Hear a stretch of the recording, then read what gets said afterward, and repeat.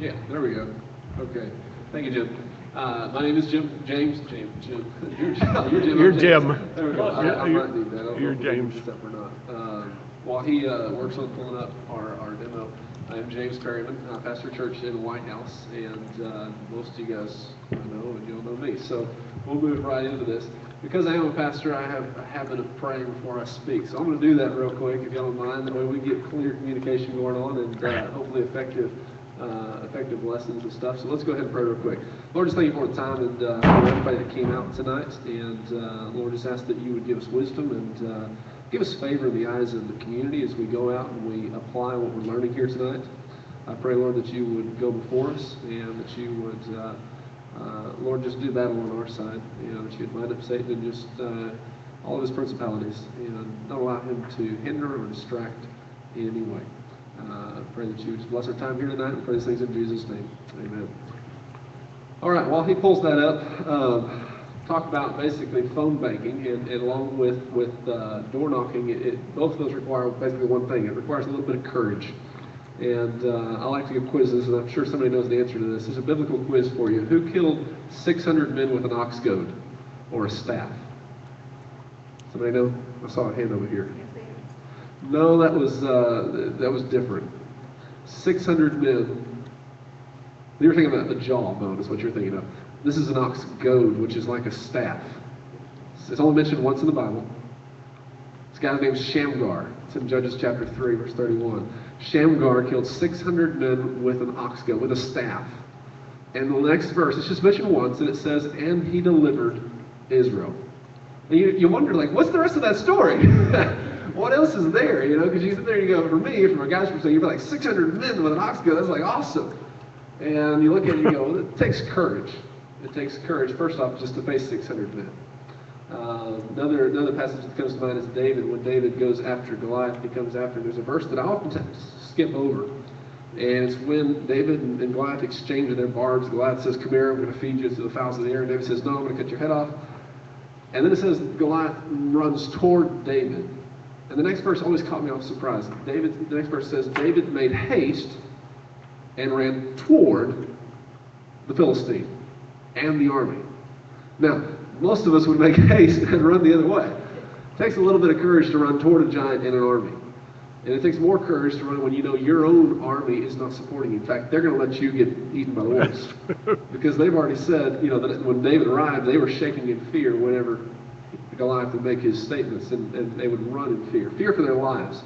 And that's what it boils down to. You guys are all familiar with Scott Turner, who's running for Speaker of the House. He and I were talking on Saturday about how we have to lose our life if we're actually going to get anywhere in this thing, and how in a very real sense people are after our lives. You're going to stand up for anything, you're going to be attacked.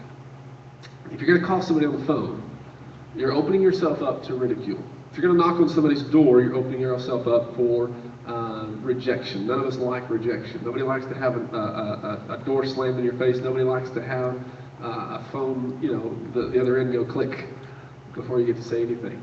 But the reality is you're going to face rejection. You're going to face some ridicule. You're going to face some people that disagree with you.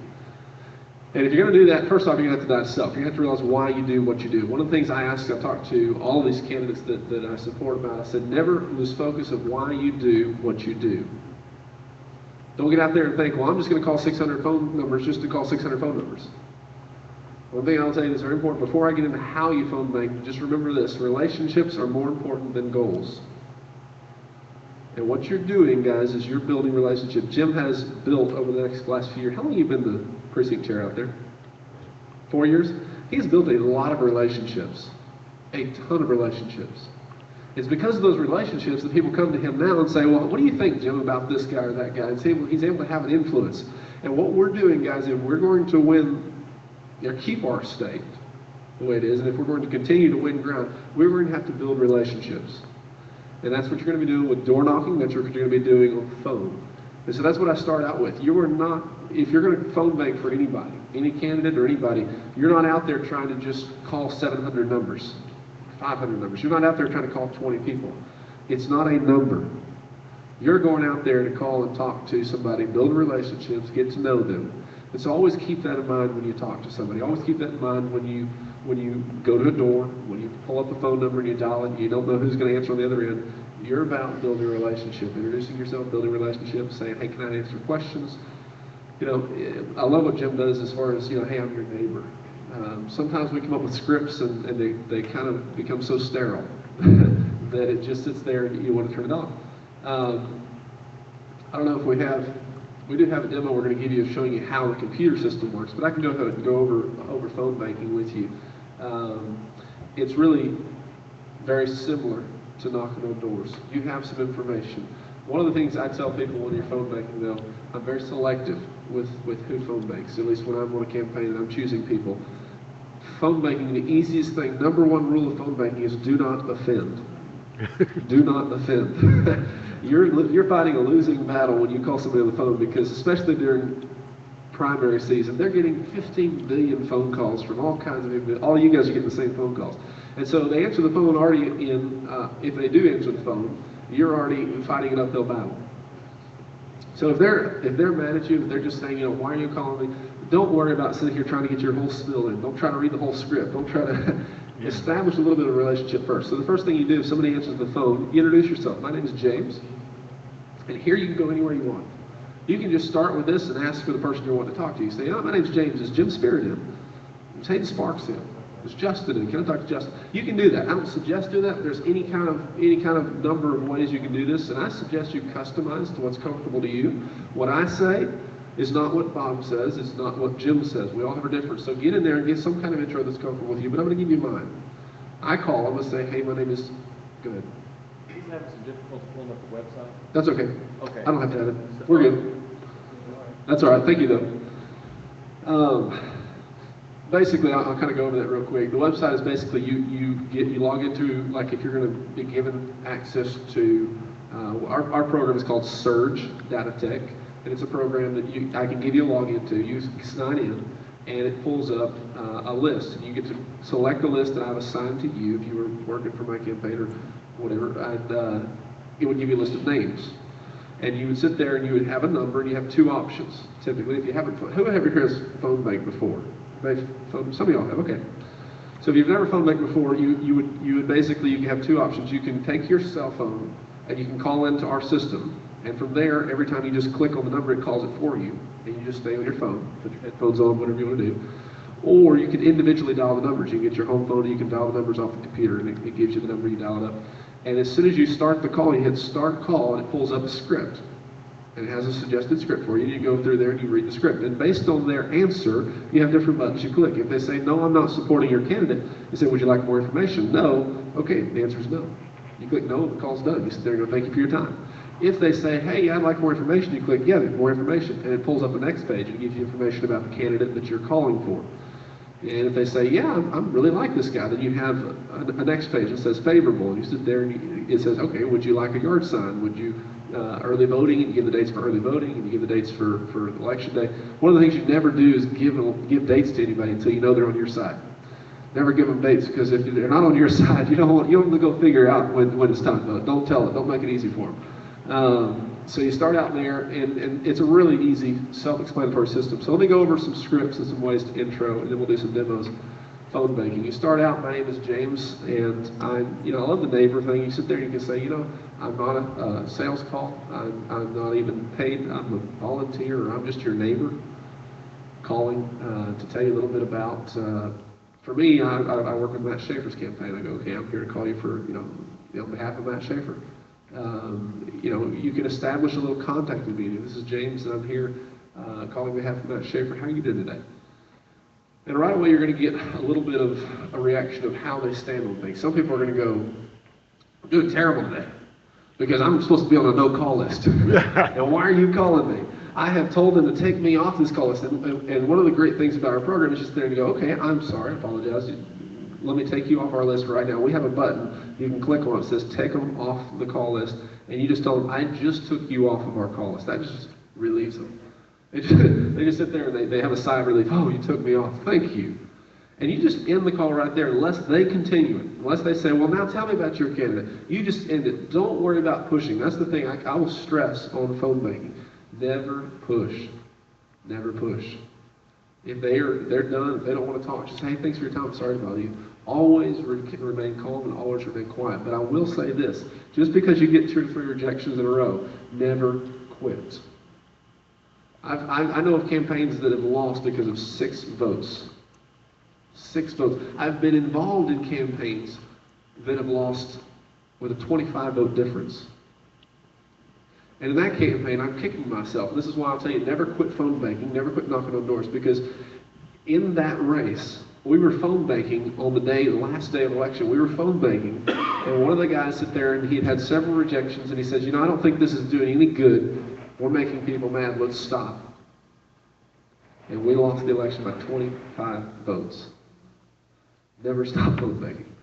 Never stop doing, calling people. Never sit there and assume that somebody's going to a vote and sit there and say, I heard somebody in our office today say, well, we don't need to call the people that have signs in their yards because they'll get out and vote for sure. I said, no, you never assume that somebody's going to get out and vote. Always get out there and push and talk and continue to hastily run toward whatever it is that you're working on. But it does take a little bit of courage. I'll tell you what, do we have 2 mics? And do we have maybe another one? Can I just grab one of these? Hayden, do you mind doing a demo with me? Sure. Tell me what's the name on it is. Lloyd. All right. So Hayden's going to be the homeowner. How do you like that? You own a home already. And I will be the phone maker. I'm going to do, I don't have a script because we don't have it up here, but I'm just going to do a typical spiel. I wish I had it up here for you to see, but I'm just going to go through a couple things. And we're going to do a slight demo of just a phone call. So you're going to answer your telephone. I'm not going to ring, you're just going to answer. Hello. Hi, this is James. I'm with Matt Schaefer's campaign. I'm your neighbor here in Smith County. I was just calling to tell you a little bit about Matt. How are you today? I'm fine. How about you? I'm doing just great. Hey, thanks for taking the time to take the call. I know you're really busy. Okay. Are you familiar with Matt? No, I never heard of him. Okay, well, cool. Matt is your state rep. He's a conservative Republican who represents us down in Austin, Okay. and he's running for re-election. He is pro-Constitution. He's pro-gun rights, and I just I think all the stuff that's going on in Washington is just really bothering me. Can Matt help us with that? yeah, I understand. It's getting crazy down there. Matt is actually down in Austin. Down in Austin, and so he deals with state government. But he's doing really a fantastic job down there. Yeah. Do you have any questions? Well, who's this? What's this opponent he's got? I can't remember his name. Does he have an opponent? He does actually. He has an opponent. His name is Skip Ogle, and he's a career lobbyist. I read about him in the paper this morning. Yeah. Actually, it's quite interesting. Yeah, it's been an interesting race. Skip is a career lobbyist who's given personal money to Democrats, and really just not the guy we need down there. Matt has done a solid job, and I'm going to pause here for a second. What we're going to do is take the conversation right off of your opponent back over to Matt. Because when they want to talk about your opponent, you drop a few lines, and then you go right back to your guy. And you don't sit there and keep talking about the other guy. If they have questions about the other guy, specific questions, then you can answer those. But you don't want to spend a lot of time trashing the other opponent. Okay, we have people that have called us and said they're voting for Matt just because Skip's phone makers have made them mad. You don't want to do that. You don't want to make somebody mad because they will go off and vote for the other guy just because you gave them a bad taste in the mouth. So, do what? You want Skip to do that. Well, right, but we don't want to do that. So, all right. So we'll pick up, and you don't want to take their time. You want to be the one to end the call. Don't make them end the call. Okay, this should be basic sales pitch anywhere, but you always end the conversation, even when you're door knocking. You don't wait till they sit there and say, well, okay, they close the door on you. So we've talked it over. So can I encourage you to get out and vote for Matt? Yeah, sure. When's the election? The election is starting up here. Early voting is February 18th, and okay. It goes through the 23rd, I think. I don't have the numbers in front of me. 28th, thank you. I would have the numbers in front of me right there on the screen. And I would encourage you to get out and vote in early voting. There's all kinds of locations. Can I tell you the closest location to you? Sure. Yeah. In northern Smith County. Okay, no, I'll get you down in Bullard. You're down in Bullard. Oh, sorry. I'm down in Your Bullard. closest location. Noonday Blue Store. You know what the Noonday Blue Store is? The library. Yeah, that's on Frankston Highway. Yeah, library right there behind it. You can go in there and vote anytime. I see. And I would have the times for early voting. I think is that 7 to 7? It is or no? Okay. Do what? First week is 8 to 5. So I would have those times on my screen. I would say, it's open 8 to 5. Just stop them there on your way home. All you need is your driver's license. Man, thanks for your time. Really appreciate it. Have a great day. I will. Thank you very much. All Bye-bye. right, bye-bye.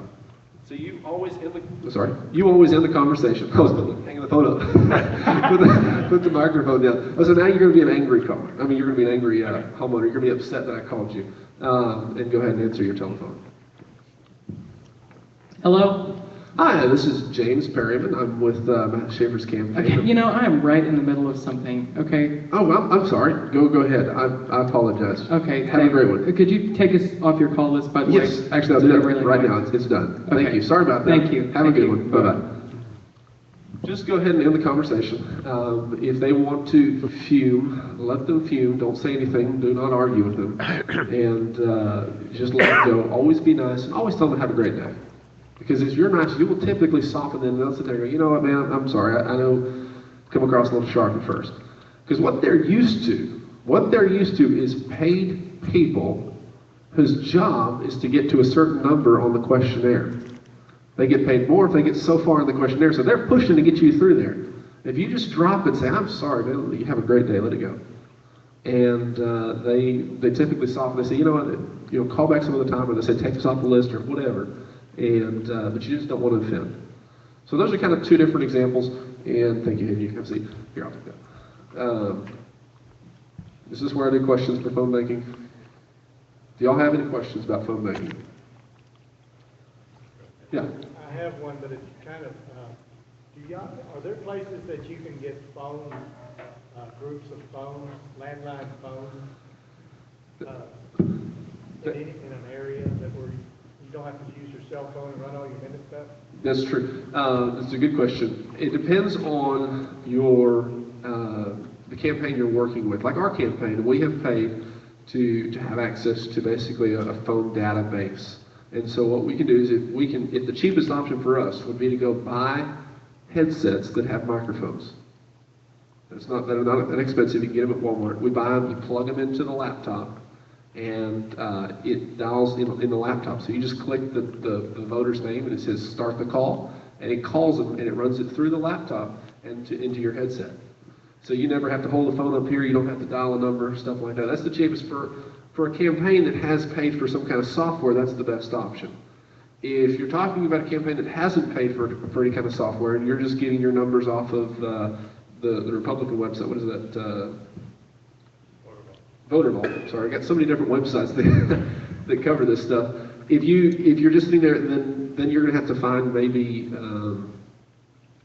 just a building, maybe like a realtor's office that has multiple phones, and go there on a Saturday when they're maybe closed, and just use different offices. If you can find somebody that supports your campaign that has any kind of office building that has multiple phone lines, then you can just sit there and use their office on a Saturday or on an evening or something like that. But that's a good question. That's the best I can come up with on that. Any other questions? I plugged Surge Data Tech, hit the phone bank button, and it's already got a man there in Bullard that I guess it's ready for me to call, but I didn't tell him anything. I just put in Surge Data Tech and hit the phone bank button. Are you logged in under our account? Under yours? Under mine, yeah. Oh, okay, so you've been doing some of that? Yeah, I've been working on a list. Okay. Those of you guys that have phone bank before, do y'all have any kind of input to throw in there? Because you all learn something different doing different things. You learn what not to do, you learn what to do. I learned to be as brief as you can up front, get into it, because they just don't like those long cans. Yes, Just get right into it. exactly. That's the great point, is just avoid the canned speeches. It is all right just to introduce yourself and say, how are you today? Stop right there. You don't have to even say, I'm with Matt Schaefer, or I'm with whoever, I'm with Jim Spear. You just sit there and say, my name's James, I'm your neighbor, how are you doing today? And then they say, I'm good, how are you doing? You can get into explaining what you're doing. At least you give them a break. Or they can sit there and say, I'm good, I'm really busy right now, I gotta go. One of the things that I was going to say is phone banking, there's two different styles of phone banking. It depends on whether you're doing statewide phone banking or if you're doing a local phone bank. And there are two different styles. If you're doing statewide phone banking, my personal opinion, maybe I'm a little bit of a pessimist, but my personal opinion is that in a local phone banking, anything within Smith County is not going to change a vote from one person to the other. Where it's effective, now it does, but where it's really effective in a county is getting out the vote, is getting your people out to the polls. That's where it's really, really effective because it calls them up. Yes, ma'am. I didn't mean to interrupt you, but what you said is really important there. If they say just right off that they're going to vote for Matt Schaefer, well, don't say thank you and hang up, but be sure and tell them the date. Say, well, we just want to remind you to be sure and get out to vote. Exactly. And make sure that they get there. Exactly. There's some different things. Bob's come up with some great little responses to people. It's not something you would really follow through with too much, but if you really wanted to come across well for your candidate, and they say, yeah, I know when election day is, you can ask them, do you need if your campaign's set up to do this? Because you need to be able to follow through, but typically they won't accept it, but it sounds really nice. Do you need a ride to the polls? And you ask them, do you need a ride to the polls? Now, typically, if they can't get a ride to the polls, they can vote absentee, and they've already done that. And some people may need some kind of ride, and we have, like in our campaign, we're set up to where we can send some people to go get them during the early voting block. Now, once you get down to 3 days left, I wouldn't ask that, because we might not have the time or the manpower to do it. But it does sound really nice, and it's just a nice offer. People go, well, thank you for asking. No, I'm good, I think that, but, thank you for asking. You just use PR skills, all the PR skills you've got, all the customer service skills you've got, and you just never get into an argument. Statewide phone banking is different. Statewide, remember, anybody phone bank for Ted Cruz? Some of y'all did. Actually, a lot of y'all were in the Tyler group that did that. The night a lot of them did it here in Tyler, that blew the state up. I mean, they phone banked. I mean, I think they called thousands of people. And it's more effective when you're doing a statewide campaign. You're just sitting there saying, hey, vote for Ted Cruz. You can do the little short, hey, just encourage you to vote for Ted Cruz. Do you have any questions? You kind of run through it, and it becomes a number thing, and it's more effective because you're talking statewide. You can't door knock on a statewide election. You can't knock on every door, so you've got to contact the voter some way, somehow. So it's more effective if you're working for, a statewide candidate, then you can be more brief. You can be a little more focused on just numbers. But in a local election, you need to focus on the relationship. Go ahead, Bob. I had a call about 3 weeks ago from a Ted Cruz person nobody loves Ted Cruz more than we do. And they just kept going on. And I said, hey, I had dinner with Raphael the night before last. And so that shut her up. But man, it can really change your... Oh, hey, there we go. Can you pull up the other URL? That's the mobile app. The URL above that one is the one that we actually need. And I'm going to go ahead and probably over on time here, but... Well, what you've done there with the phone, that's the same as we do with canvassing, so I don't think there's a value, unless you think so, Sharon, us doing it, because that's exactly what we do if we were doing a face-to-face on the phone. I mean, you were face-to-face as we would be, so it's perfect as far as I'm concerned from that point of view. I don't think there's a value in having you do that over again with, because we're going to have Sharon and Aiden do the same thing, so I think we've done that, so work on this. What about answering machines? Yes, good question, great question. One that I thought about before I got up here. Answering machines, always be prepared. Different candidates on phone banking have different ways. Sometimes they have it, like the programs we have it the option where you just sit there and hit voicemail. And your candidate already has a pre-recorded voicemail that leaves a message and says, hi, I'm John Smith, and I'm asking you to vote for me in the upcoming election. And that's easy and fine, but that's a recording. And I think it's much better if a volunteer or a neighbor says, hi, I'm your neighbor, and I live in the same county with you. I was just calling to encourage you to get out and vote for Matt Schaefer. I think he's a great guy, or whoever. I've got that so stuck in my head. Whoever you've got, Jim Spear or whatever. Go ahead. No matter who calls, if it's a canned thing, even if I'm for it. And I was going to say something else. Oh, whenever you end the call, always, if you have their vote, thank them for it. That brings up 2 points. Ask for their vote if they're positive. Ask for their vote. I can't tell you how many people have said, yeah, I'll vote for you because you asked for my vote. As we've knocked on doors, the same thing with knocking on doors. Can can we count on your vote? Would you vote for our candidate? And people like to be asked for their vote. They just do. Second is thank them for their vote. And those are good points, very good points. The voicemail thing is be prepared to leave a voicemail and keep it brief, but keep it congenial, keep it personal. Candidates, if they have money, they can pay for an automated phone call. If you're going to phone banking, you're a person. You are so much better than a recording. So don't stick to a script. Maybe I'm just this way. I tell people to stay away from script all the time. I give them scripts so that they have something to go off of, some information. Come up with how you would say it. How Matt says it, or how Jim says it, or how Bob says it is completely different from how I say it. But come up with some comfortable way to say what you say.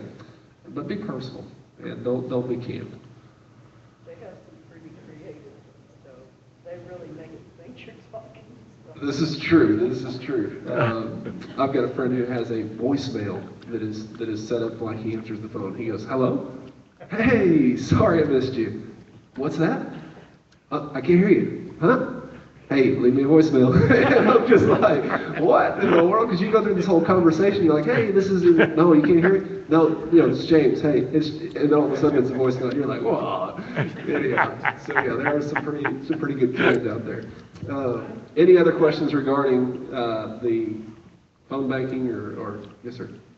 Short scripts, if you're gonna, I was hoping for a campaign, congressional campaign last year, congressional election with Massachusetts and all places, but the script was so long that it was like a paragraph, it seemed like, and by the time you got into like the middle of it, they already hung up.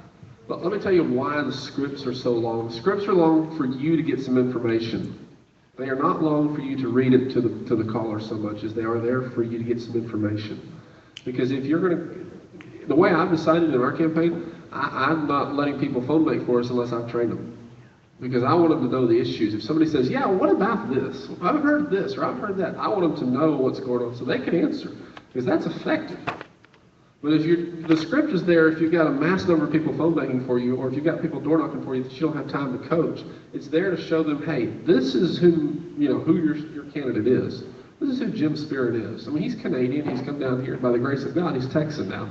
So, anyhow, but that's kind of what it's there for. So read that, look over the material, figure out what it is that you want to say, and come up with your own script. Any other questions or thoughts? All right. I see him bringing in pizza, so I'm going to get off the stage. Uh-oh. Yes, we are having some pizza for those lucky people that came here. So I think it's pretty clear that the whole process is people to people, person to person. That's the key. Your neighbors are important to you. Talk to them, know who they are.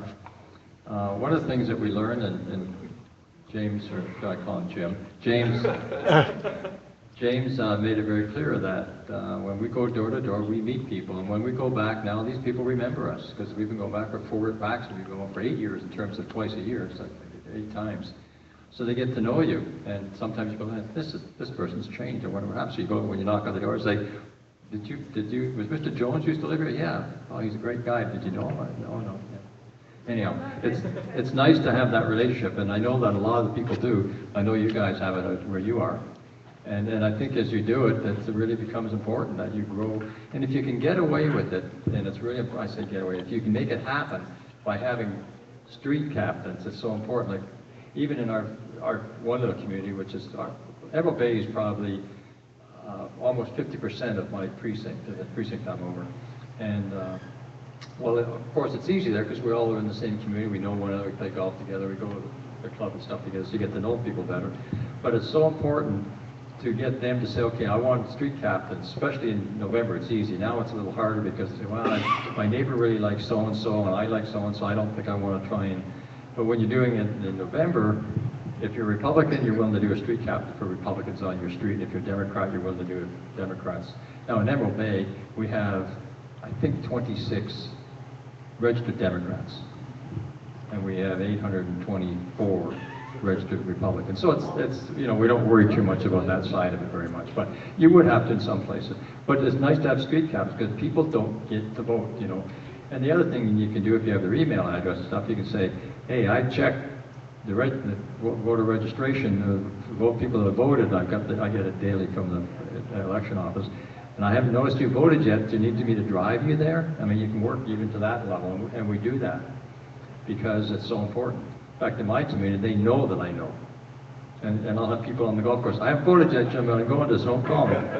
So, I mean, you can get to that level depending where you live and on the streets. But you can do it on your street. Definitely you can do it on your street, and I think that's really important. Because 6 votes, 25 votes can be the difference. And I can tell you some of the races we're in this year, they're going to be very close. What do we do about the Dems voting in the Republican primary?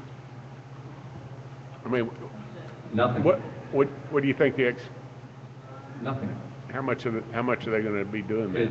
It hurts I don't know what it'll do in Smith County, but in some locations it's very bad. Because the Democrats have the ability to, they don't have a chance, so they try and whip over. And in Smith County, that's something that could do very easily. It's reality. I guess what they're doing, I guess it's fair. They know it's going to be a Republican that's going to be voted in. They'd rather have a Republican they like better, and I guess that's fair. I mean, I'd probably do the same thing if I knew I couldn't get my Republican hired, hired, that's what we're doing, hire them. I'd then be trying to make sure that the Democrat that got elected is one that I could at least live with more, so. Yeah, then another guy with the Henderson County Tea Party, we went to a black forum, or talk they had about bringing in voting across the other ticket. Yeah. And they're looking on the other ticket for the one that has their views. In other words, in this case, what are they going to do for us? Right. So that's what they're looking at. Yeah. If they vote that win the primary, can they vote Yeah. that way in? Yeah. No. I'm sorry? They can't what? She's saying if they vote in the primary. No. No, you've got to make up your mind. I think I'm safe to say, is there any Democrats in here right now? The reason I ask, there we go, one. Okay, that's fine. No, that's fine. What I was going to say is that I don't know if you, Joanne, I was in my presentation originally, but we thought we were going to have quite a few Democrats here. We didn't want to talk about things that we may not want to talk about with them here. Only that we didn't want to cause any controversy. We wanted it to be a nice evening together. And this isn't really controversial in the sense that it's negative, it's a fact. The fact is, Jeremy Bird, do you know Jeremy Bird? No, oh, you don't know Jeremy. Who knows Jeremy Bird? 3, 4 of us. Okay, Jeremy Bird is a coordinator, community organizer, basically, that works for the Democrat side, Obama now, I guess, primarily. And his job in the last few years is to get Virginia to turn blue. He did it. Colorado to turn blue. He did it. And now he's in Texas. Last year he came into Texas, and his intent is to take over Texas, make it go red, blue. And everyone says, oh, that can't happen. Trust me. He took 2 big states and moved them from red to blue through coordination. What they've done is they've come in here with lots of people, put them in all across Texas, community organizers, and they're going and organizing and hiring. These people are paid, by the way, to organize. The intent is by November to hire, to have 650,000 additional Democrat voters, not old ones, these new ones. Because that's what Perry won the governorship with last year, by 650,000. They think they have a 50-50 shot of winning the governorship this coming election, and they think by 2016 that they could make us almost go blue, at least take the major advantage we have today and reduce it dramatically. And why did they think that? I didn't have that slide, I don't know where it went. But in Texas, in the last primary, we voted 5.7%, the second lowest state in the nation. 5.7% of the people voted. In Smith County, we voted at 18%, so at least we're better than the nation, or the state. But the expectation is that this one will be in the same range, because this is not a national election now. With the presidential election, it's an off year, so people are not as excited. So They believe if they can excite the people, they don't have to get that many extra votes. We vote at such a low level. If they vote at 30%, bam, they can take it. So it's something that we have to learn, is that we're lazy in Texas at voting. We're the laziest bunch. We're all these, how great Texas is, but it won't be so great if we let other ones looking at it say, wow, that's a great place, we should just take that over. And walking with the people door to door, if you let them know that we're under attack, just say it like that, just call the spade a spade, we're under attack. Yeah. And if they ask you why, tell them. Yeah. And then they'll know later when they'll say, oh, somebody told me that we were under Yeah. attack. No, I have a lot of respect for Jeremy Bird. I mean, he's proven it. I mean, he's an amazing coordination. He's got the money and the coordination skills. And, let's face it, what year were we a Democratic state? 2002. It's not that long ago. It's before I got here. I got here in time to be on the red side, I guess. But, I mean, it wasn't that long ago that we were a Democrat controlled. So it's not like we've been a red state forever. We haven't been. And we're going to go blue. I can tell you right now, guaranteed, if we don't change. Our Republican Party in Austin thinks, how could that happen? They don't look at the numbers. The numbers don't tell you that we're great. We're not. When that few people vote, it doesn't take much to swing it. So anyhow, I think is the pizza ready? Anyone know? I'm sure it is. That means it's ready. Hmm? It's here, that means it's ready. Let's assume it's ready. Thank you. Just go back and